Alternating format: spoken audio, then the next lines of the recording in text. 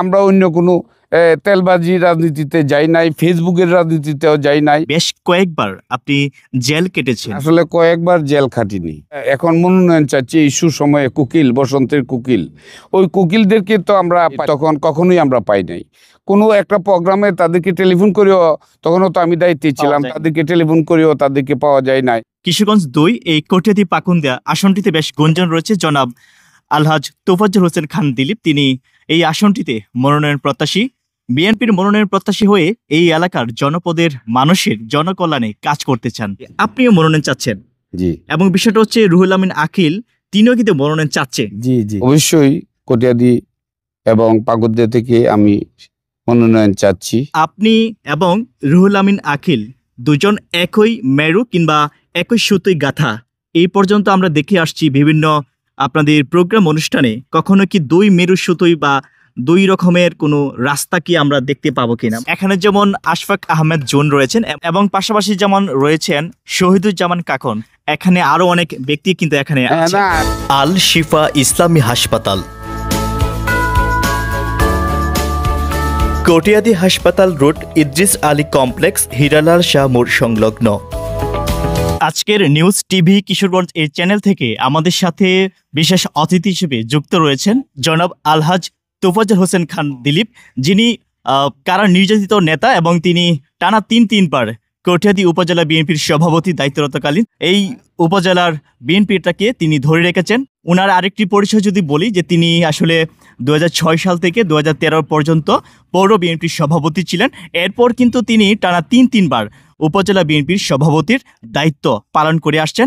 এখনও সেই দায়িত্ব তিনি অব্যাহত রয়েছেন এবং তিনি কিন্তু আসলে কটিয়াদী পৌরসভার মেয়র পদে নির্বাচিত হয়েছিলেন এবং সেই পৌরসভার মেয়র পদে নির্বাচিত হওয়াকালীন এই অঞ্চলের, এই জনপদের কটিয়াদী পৌরসভার বেশ কিছু জায়গায় তিনি বেশ উন্নয়নমূলক কাজ করেছিলেন। সেই এলাকায় এখন পর্যন্ত ওনার উন্নয়নের ছোঁয়া বিদ্যমান রয়েছে। আমরা কথা বলবো ওনার সাথে, আমরা কথা বলবো ওনার রাজনৈতিক ব্যক্তিত্ব নিয়ে। বাংলাদেশের সবার পছন্দের এখন শামস হার্ডওয়্যার অ্যান্ড টুলস।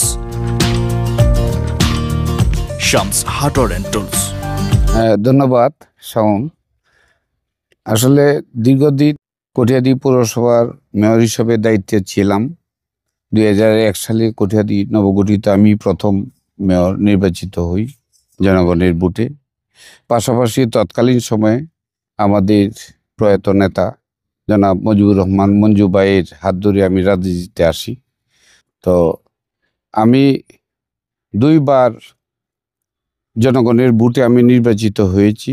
পরবর্তীতে প্রায় 4.5 বছর ফখরুদ্দিন মঈনুদ্দিনের যে সময়কাল ছিল, একটা এক্সট্রা টাইম 4.5 বছর, অর্থাৎ নিয়ারলি 15 বছর, প্রায় 14.5-15 বছর হবে আমি মেয়রের দায়িত্বে ছিলাম। এবং তৎকালীন সময়ে আমি কটিয়াদী পৌর বিএনপির দায়িত্ব ছিলাম, পৌর বিএনপির সভাপতি হিসাবে, এবং পৌর বিএনপিকে আমি গুছিয়েছিলাম। এবং পরবর্তীতে আমরা আন্দোলন সংগ্রামের মাধ্যমে এই এলাকায় আমরা তৎকালীন সময়ে যত আন্দোলন হয়েছে আমি পৌর বিএনপির পক্ষ থেকে নেতৃত্ব দিয়েছি। পরবর্তীতে যখন এই কটিয়াদীতে থানা বিএনপির নেতৃত্বের প্রয়োজন পড়েছে, তখন আমাকে সেই দায়িত্ব দেওয়া হয়। সেই দায়িত্বে থেকে আমি এ পর্যন্তই প্রায় 3 পিরিয়ড আমি কটিয়াদী থানা বিএনপির সভাপতি হিসাবে আছি এবং অপ্রতিদ্বন্দ্বী সভাপতি হিসাবে, এবং কাউন্সিলের মাধ্যমেই সেটা নেতাকর্মীরা আমাকে সাথে রেখেছেন। আমি এই আন্দোলন সংগ্রামে সকল ধরনের প্রোগ্রামই আমি নেতৃত্ব দিয়েছি। জেলা থেকে, আমাদের বিভাগ থেকে ডাকা এবং স্থানীয়ভাবে সকল এই পেশি সরকারের যত অত্যাচার, অন্যায়, অনিয়মকে মাথায় রেখে এবং আমাদের নেতা কর্মীদেরকে যতটুকু সম্ভব পাশে রেখে আমরা মাঠে কাজ করেছি। তো এই কাজ করতে গিয়ে জুলুম, অত্যাচার যা কিছু হয়েছে এটা বলার আর অপেক্ষা রাখে না। একই কথা আর কত বলবো, কারণ এই দেশে আপনাকে দেখা গেছে যে রাজনৈতিক সুবাদে, রাজনৈতিক কারণে আপনি বেশ কয়েকবার আপনি জেল কেটেছেন। আসলে এই যে জেল কাটার বিষয়টা, যে তৃণমূল থেকে আসা আপনাদের প্রবীণ রাজনীতিবিদদের এই যে ত্যাগের, রাজনৈতিক দলের প্রতি যে একটি আত্মত্যাগ, সেটি আসলে জেল কাটার মাধ্যমে এরপর হচ্ছে আপনি বিভিন্ন দিক দিয়ে আপনি নির্যাতনের শিকার হয়েছেন। এই গল্পটা যদি একটু বলতেন আর কি। আসলে কয়েকবার জেল খাটিনি আমি। লাস্ট যখন জাতীয় নির্বাচনে এর, এর সময় আমি তখন আমার ছেলে মেয়েকে দেখতে লন্ডন গিয়েছিলাম। ওইখান থেকে শুনলাম যে আমাদের মেজর আক্তারকে মনোনয়ন দিয়েছে, যেহেতু দল যেহেতু দিয়েছে, আমি সাথে সাথে টিকিট কেটে দেশে চলে আসছি। এসে ওই নির্বাচনের এসে সবকিছু স্থবির ছিল। আমি আসার পরে সবাইকে ডেকে প্রথম মিটিংটা করি আমার বাসায়।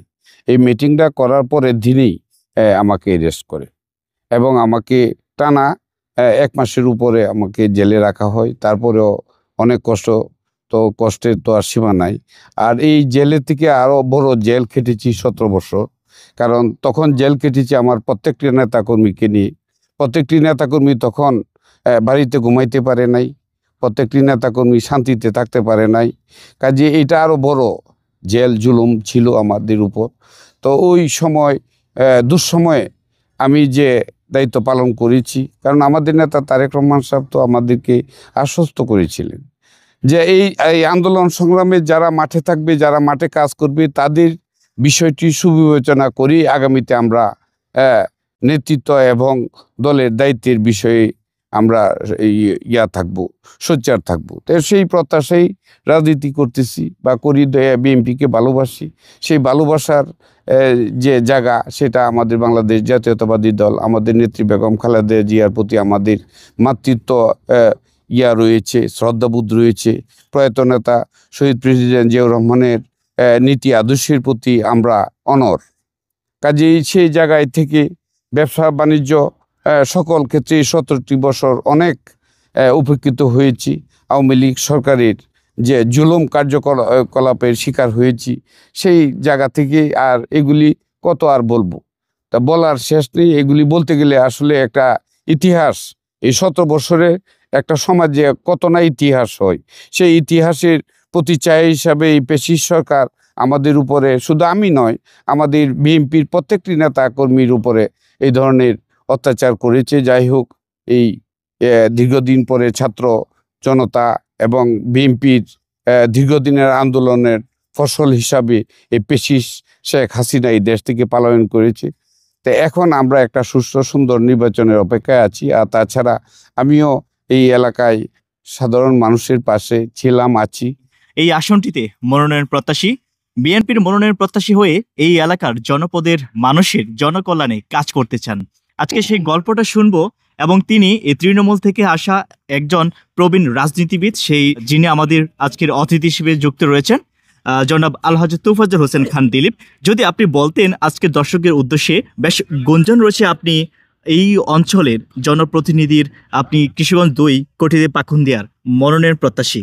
যদি দল আপনাকে মনোনয়ন প্রত্যাশী হিসেবে যদি গ্রহণ করে, তখন আপনি এই অঞ্চলের জনপদের মানুষের প্রতি কিভাবে আস্থা রাখবেন এবং তাদের প্রতি কি ভূমিকা রাখবেন জনগণের প্রতি?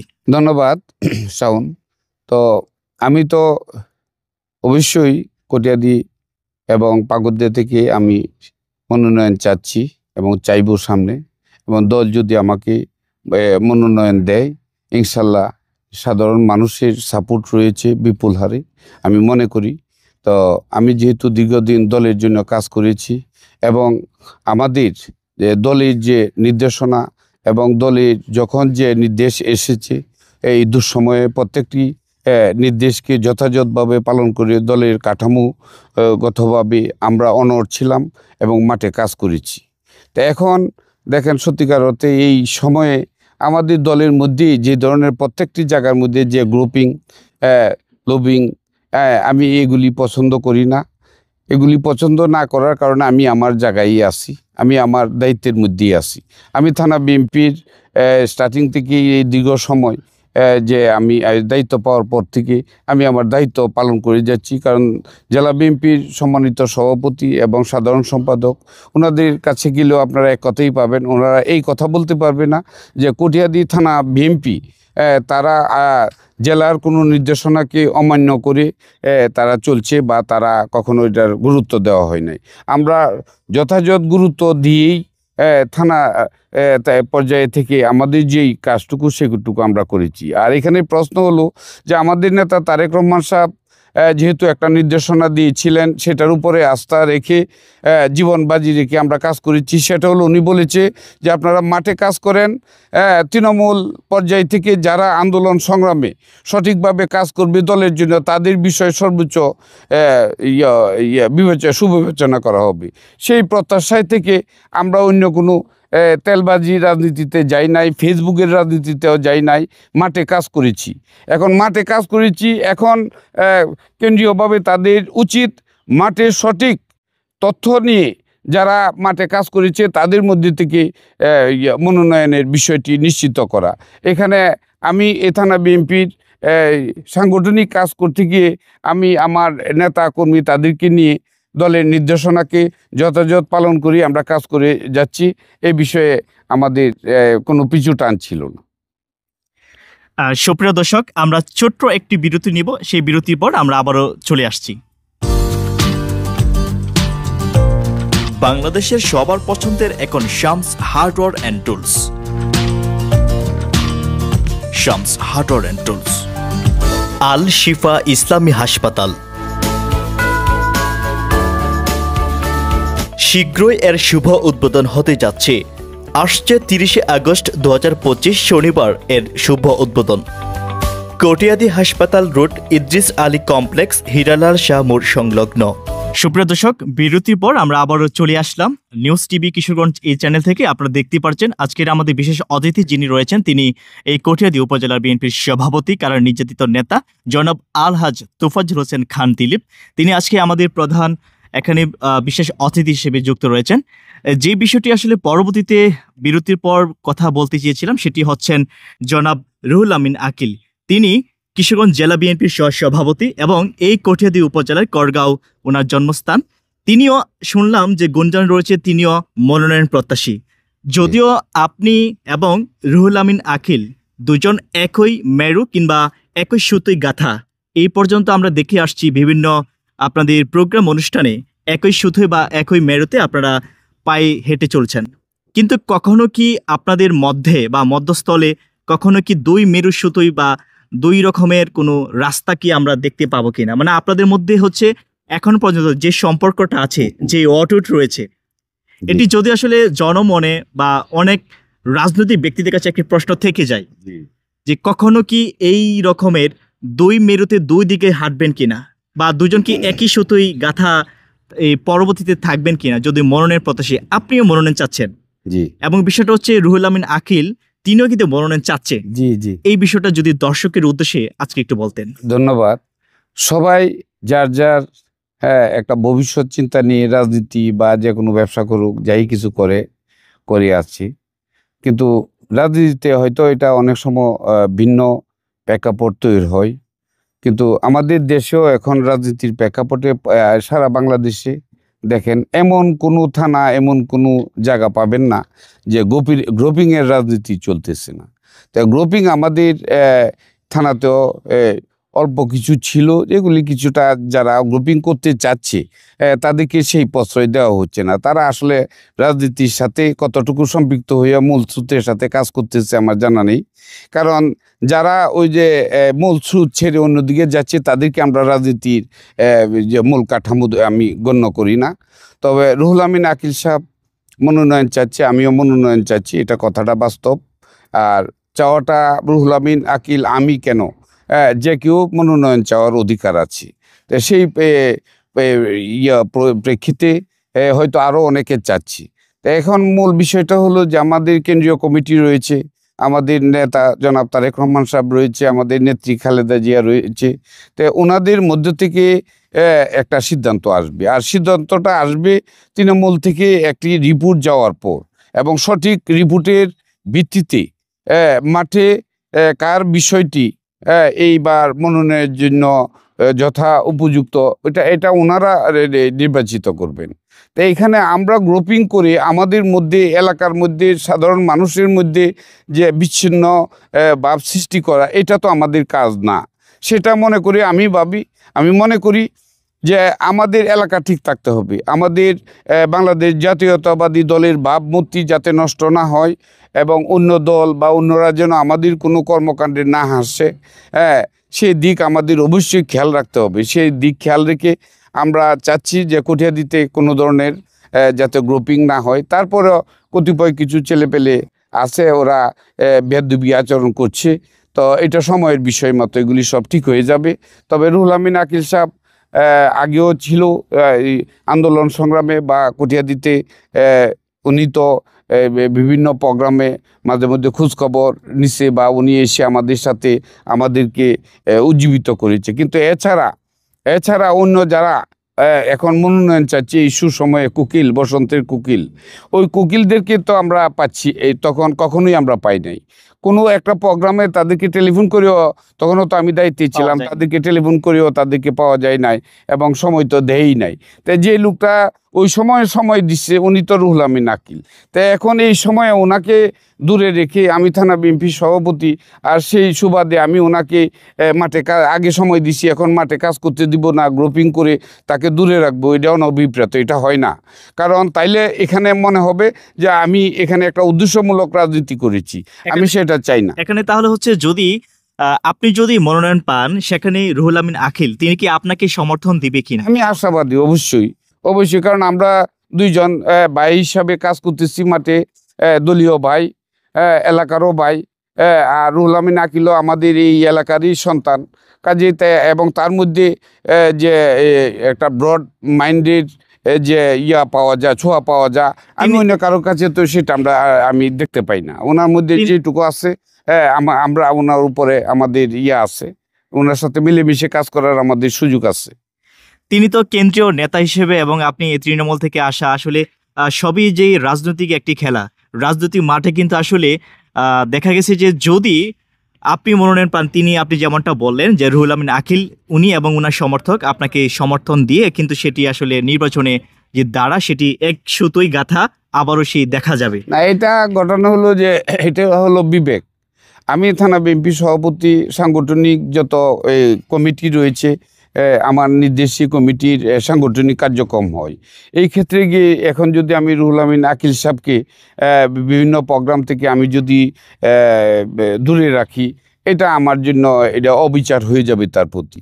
আমি সেটা করছি না এবং করব না। আর ওনার সাথে উনি মনোনয়ন পেলে ওনার সাথে আমি কাজ করব, এটার বহিঃপ্রকাশ এখনই ঘটাচ্ছি। জনাব রুহুল আমিন আকিল তিনি যদি মনোনয়ন পায়, তাহলে ওনাকে আপনি সমর্থন দিবেন? অবশ্যই। আমি সমর্থন দিব না মানে? আমার কেন্দ্র যদি সিদ্ধান্ত নেয় রুহুল আমিন আকিল সাহেবকে যদি মনোনয়ন দেয়, আমি এটার এগেনস্টে যাওয়ার কোনো সুযোগ আমার নাই। কারণ আমি দল বান্ধব এবং দলের সিদ্ধান্তকে নীতিগতভাবে অত্যন্ত শ্রদ্ধার সহিত দেখি। এখানে যেমন আশফাক আহমেদ জুন রয়েছেন এবং পাশাপাশি যেমন রয়েছেন শহীদুজ্জামান কাকন, এখানে আরো অনেক ব্যক্তি কিন্তু এখানে আছে। এবং রুহুল আমিন আকিল বা আমাকেও যদি না দেয়, রুহুল আমিন আকিল সাহেবকেও যদি না দেয়, দলের সিদ্ধান্ত যদি অন্য কাউকে দেয়, এখানে আমাদের মেনে নিতে হবে। দলের হাই কমান্ড যারা রয়েছেন তারা যদি দলে যে সিদ্ধান্ত নিবে, সেই সিদ্ধান্তকে আপনি মেনে নিবেন কিনা? 100 বার মেনে নিব। তবে দলের হাইকমান্ডের কাছে অনুরোধ থাকবে, মানে অপ্রত্যাশিত, অগ্রহণযোগ্য, বিবেক বিবর্জিত মানুষের বিষয়টা যেন ওনারা ভালোভাবে সিদ্ধান্ত জেনে শুনে সিদ্ধান্ত নেয়। সর্বশেষ যে প্রশ্নটি, আজকের এমন একটি পরিবেশে আমরা আপনাকে নিয়ে সাক্ষাৎকারে বসলাম, সেটি কোনো আসলে কোনো মঞ্চ নয়, সেটি কোনো অফিস নয়, সেটি কোনো আসলে এমন কোনো পরিবেশ নেই যেটি আসলে একটি অফিসিয়াল। এটি একান্তই হচ্ছে একটি জনপ্রতিনিধির হওয়ার যে জনপদের যে অঞ্চলটা, এবং এর চেয়ে একটি পিছনে আসলে একটি খোলামেলা পরিবেশ। এই খোলামেলা পরিবেশে আজকে আমাদের অতিথি হিসেবে আপনি যুক্ত রয়েছেন। এবং সর্বশেষ যে বিষয়টি, যারা নির্বাচিত হওয়ার পর যদি বিএনপি থেকে মনোনয়ন প্রত্যাশী হয়ে নির্বাচিত হয়ে যদি আপনি এই জনপদের জনপ্রতিনিধি, আপনি যদি এমপি পদে নির্বাচিত হতে পারেন, সেখানে সাধারণ মানুষ আপনাকে স্যার বলে ডাকা বা অনেকে কিন্তু চিন্তা করতে পারে যে আপনার নিকট আসা, আপনাকে যদি স্যার বলতে গিয়ে তারা অনেকটা হয়তো বা ভয় পেতে থাকে। আমি দেখেছি অনেকে মানুষকে যারা স্যার বলতে বলতে মানে যেই মূল বিষয়টা কথা বলতে আসবে আপনার কাছে তাদের সুখ দুঃখের কথা বলতে আসবে, এখন স্যার বলতে বলতে তাদের হচ্ছে ভিতরটা কেঁপে যায়। মানে আপনাকে তারা ওই সময়টা স্যার বলে ডাকা বা ভিতরে যে ভয়টা, এই বিষয়টা মানে কি বলবেন তাদেরকে, কি বলতে চান জনগণের উদ্দেশ্যে? দেখেন, 15 বছর আমি মেয়রের দায়িত্বে ছিলাম পৌরসভায়, এবং 15 বছরের মধ্যে 2বারই আওয়ামী লীগের সময় আমি কিন্তু গণভোটে নির্বাচিত হয়েছি। 2বার আমাকে 11 টাওয়ার, হ্যাঁ, প্রহসনের মাধ্যমে আমার বিজয়কে ছিনিয়ে নিয়েছি। তো জনগণের সাথে, হ্যাঁ, আচরণ কি করতে হয় সেটা আমার জানা আছে। আর কিছু ফটকা লোক রয়েছে সমাজে, যা অপোজিশনে থাকে, তাদের কাজই হলো যে অপোজিশনের থেকে মিথ্যা প্রবাদ, গুঞ্জন ছড়ানো মানুষের বিরুদ্ধে। তা কাজে তাদের ভাষায় আমি বলতে চাই না, আমি একটাই বলতে চাই যে জনগণের প্রতিনিধি হয়ে জনগণকে ভালোবাসা তার নৈতিক দায়িত্ব, এবং জনগণকে কাছে নিয়ে জনগণের সকল কর্মকাণ্ডকে প্রাধান্য দিয়ে কাজ করাই একজন জনপ্রতিনিধির কাজ। কাজেই আল্লাহ যদি আর ওই জায়গাটাই কিন্তু, হ্যাঁ, আমার ইচ্ছাই যাওয়ার কোনো সুযোগ নেই, সেখানে আল্লাহর রহমত এবং সাধারণ মানুষের মহব্বতের মাধ্যমে এই জায়গায় যাওয়া সম্ভব। তো কাজেই মানুষের মহব্বত এবং আল্লাহর রহমত যদি থাকে, যদি আমি ওই জায়গায় যাইতে পারি, তাইলে সেভাবেই নিজেকে জনস্বার্থে নিজেকে বিলিয়ে দিতে সচেষ্ট হব। এর মধ্যে কোনো পিছুটান নেই। আর আমারও জীবনের শেষ পর্যায়ে এসে আমি আমার দলের কাছে এই নিবেদনই করব যে আমি দীর্ঘদিন রাজনীতি করেছি। আমার ছেলে এই ইউকেতে একটা ইউনিভার্সিটিতে লেকচারার হিসাবে আছে, আমার মেয়েটাও পড়াশোনা করতেছে লন্ডনে, এই তো সামনের বছর তার মাস্টার্স কমপ্লিট করে দেশে চলে আসবে। আলহামদুলিল্লাহ, আমি আমার পরিবার নিয়ে আলহামদুলিল্লাহ ভালো আছি। তো মানুষের জীবনে তো আর চাওয়া পাওয়া শেষ নেই। তা আমার জীবনের শেষ চাওয়া যে আমার দলের কাছে, দল যদি আমাকে মনোনয়ন দেয়, আমি সবাইকে নিয়ে, যদিও অনেকে দূর থেকে বা এই মানে কোনো গ্রুপিংয়ের ইয়াতেই হোক, হয়তো আমাকে না ভালোবাসতে পারে, এটা হইতেই পারে একজনের পক্ষে, কারণ আমাদের নবীজির পক্ষেই তো 100% ছিল না সেই মক্কাতে। কাজে আমার কিভাবে হবে? তা কাজে আমার অপোজিশনে যারা আছে তারা যা তা বলতেই পারে। কাজে তাদের এই বলা সত্যভাবে বলুক, আপত্তি নেই, কিন্তু মিথ্যাভাবে বলে কাউকে ছোট করা, এটা আল্লাহর কাছে একদিন জবাব দিতে হবে তাকে।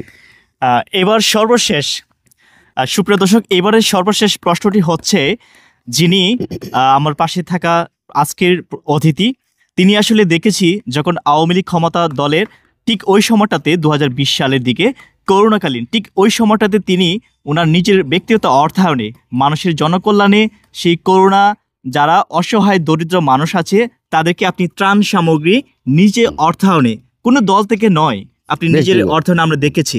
এখন পর্যন্ত ফেসবুকে সেই ছবিগুলো আছে, আপনার মোবাইলের গ্যালারিতে পর্যন্ত সেই ছবিগুলো রয়েছে। ওই বিষয়টা যদি সংক্ষিপ্ত করে বলতেন। তখন আপনার দল ছিল না। হ্যাঁ, তখন দেশের যে একটা সার্বিক অবস্থা ছিল, তখন আমার ব্যক্তিগত এবং আমার 2 ভাই আছে, একজন আলিয়া জাহার হোসেন খান সেলিম, সারোর হোসেন খান লিটন, আমার বোন আছে, তাদেরও কিছু সহযোগিতা নিচ্ছি, আমি নিজে সহযোগিতা করি।